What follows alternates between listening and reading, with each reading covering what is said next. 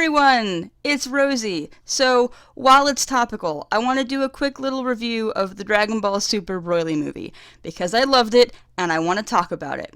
So, y'all know I love Dragon Ball, right? I consider it, in many ways, my first real anime, and I have very, very clear formative memories of staying up late to watch episodes of the Frieza saga on school nights in 6th grade, and getting the Dragon Ball Z Beckett Collector's Magazine, and posters of Trunks up in my bedroom, and Vegeta keychains. I love Dragon Ball.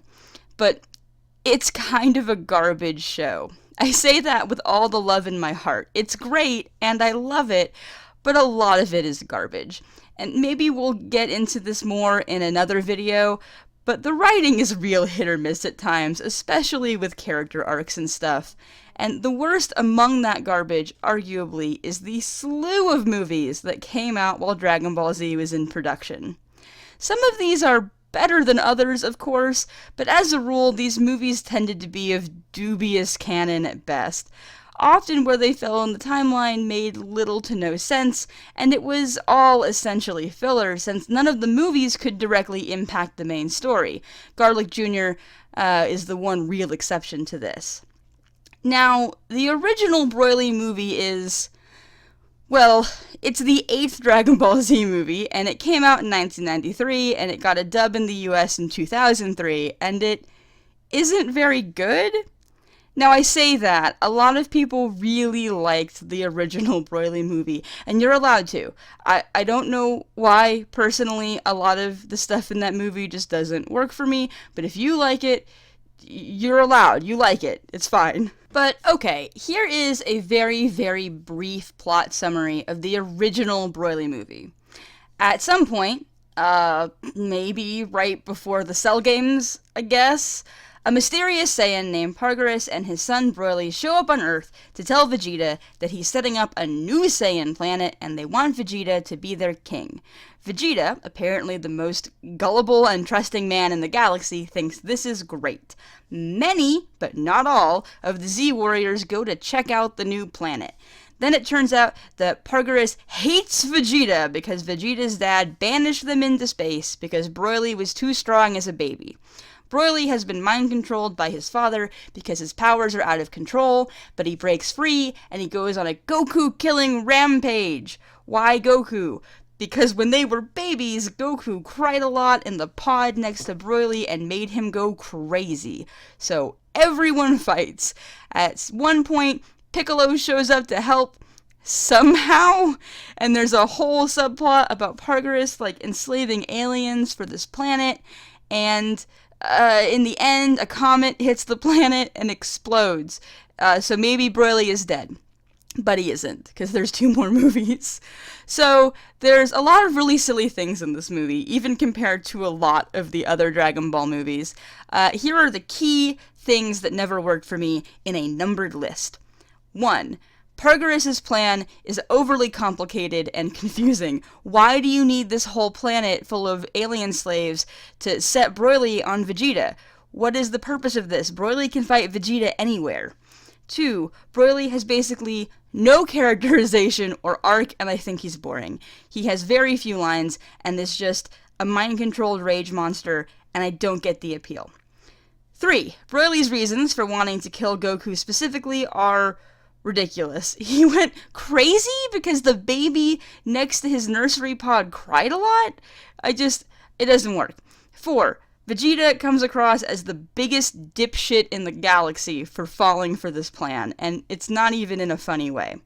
5. There's a whole bunch of characters running around with nothing to do. Why is Oolong here? Did we need Master Roshi? No, we didn't. They just fill up time. The animation is fine, but it was 1993, so it is what it is. And overall, despite Broly kind of having a cult following, most Dragon Ball fans, including myself, had just sort of moved on from the whole thing. Welcome to 2019! We have a new Broly movie! All Dragon Ball Z movies have been erased from canon without a doubt, and it's time to make Broly an actual canon movie. And it's so good! I didn't expect it to be good. I thought it would be fun, but I didn't think it would be good. and it is. So without spoilers, all those things I didn't like before have been fixed, and it's very fun. Go see it. Now I'm going to give spoilers, so warning. Lots of spoilers right now. So the first 30 minutes of the new Broly movie are probably the best thing that has ever happened to me in all of time. Possibly even better than my wedding. It's amazing. It's 30 solid minutes of Planet Vegeta flashbacks, and it's so good. We see King Vegeta. We see Bardock and Gine. We see Gine. We see little Raditz. Everything about this is so much fun. I would watch an entire movie of this, and I have. This alone makes the movie worth it. I would just watch clips of random Saiyans going about their random business for 6 hours if they let me. I love it. So, okay, those complaints I had earlier.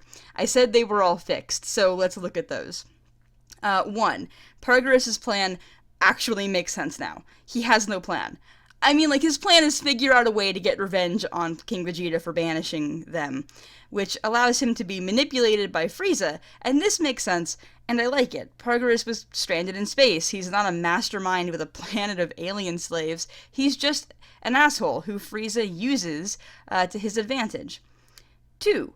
Broly is actually the main character of this movie, more than Goku or Vegeta even. He has a personality, he has a character arc, and I love him. He's actually very sweet, and I would totally read or write a billion fanfics about him now. I love how the movie ends with him maybe not exploded on a comet. 3.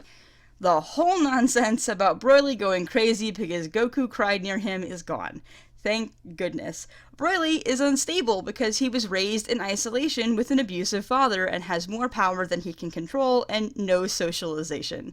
He is not a bad person or a crazy person. He's in a bad situation and it works for me and I love him. 4. Vegeta is so good in this movie. He's not an arrogant dipshit who thinks he gets to be the king of New Planet Vegeta. He's an arrogant dipshit who actually has gotten much better and about working with Goku and being willing to set aside his pride for the goals at hand, and I love him. He steals every scene he's in, and he's perfect.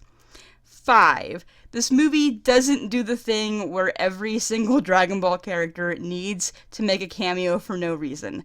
Gohan and Krillin and Tien and Yamcha and Master Roshi and Oolong and Puar ain't got no business here, so they aren't in it. And it makes the movie feel so much more clean and focused. So, a few other points before we wrap up, because I have gone on longer than I thought I would. This movie is very funny, and I appreciate that. I was howling during the entire fusion scene.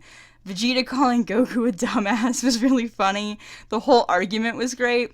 Frieza making himself a shield and letting Pargris just get blown away into the wind was really good.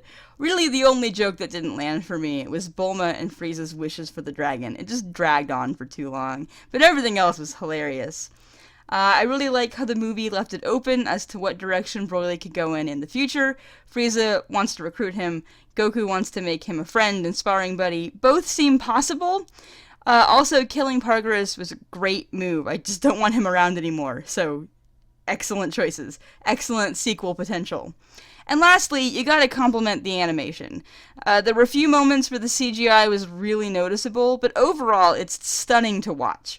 The bit where they, punch reality so hard that it shatters? I don't really know what was happening, but it looked amazing.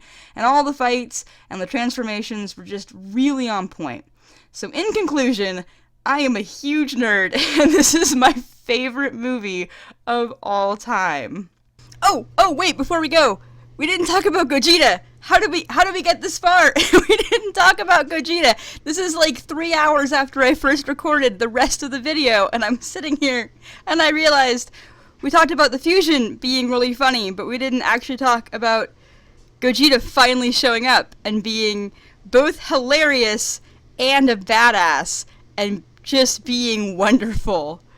Alright, so thank you all for letting me rant about this ridiculous movie that I love for a little bit. Be sure to check out my Patreon for updates on what I'm working on next. I've put the names of my $5 and up patrons on the screen. Y'all are great.